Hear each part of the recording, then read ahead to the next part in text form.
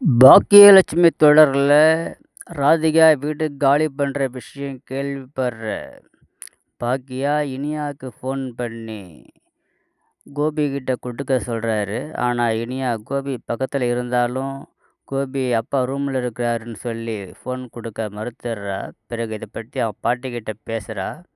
எதுவும் சொல்ல வேணாம், அப்பாவுக்கு ஏதாவது ஆயிடும், ஆச்சுன்னா பக்கத்தில் ஹாஸ்பிட்டல் கிடையாதுன்னு செழியன்கிட்ட சொல்கிறாங்க. 2 பேருக்கும் மாறி மாறி கால் பண்ணுறாங்க பாக்கியா.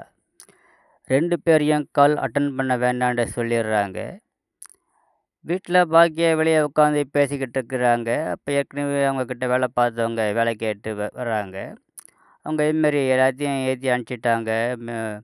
பாக்கியா மட்டும் தனியாக இருக்கிறதா செல்வியும் சொல்கிறாங்க. இதை கேட்குற மனசு கேட்காத பாக்கியா சாப்பாடு எடுத்து டிஃபன் பாக்ஸில் போட்டுக்கிட்டு ராதிகாவை பார்க்க போகிறேன்னு போகிறாங்க.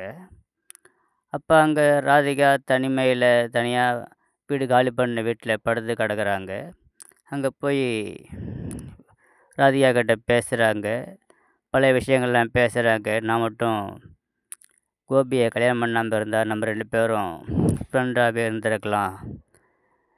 இதுக்கு மேலே நம்ம எப்போ பார்ப்போம் பார்க்க மாட்டோம்னு தெரியாது அப்படின்றத பேசுகிறாங்க.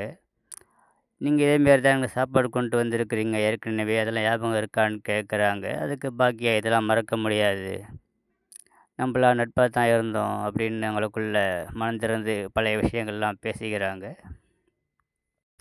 நீங்கள் எடுத்த முடிவு சரிதானான்னு இன்னும் ஒரு தடவை யோசிச்சு பாருங்கன்னு ராதிகா கிட்ட பாக்கியா சொல்கிறாங்க.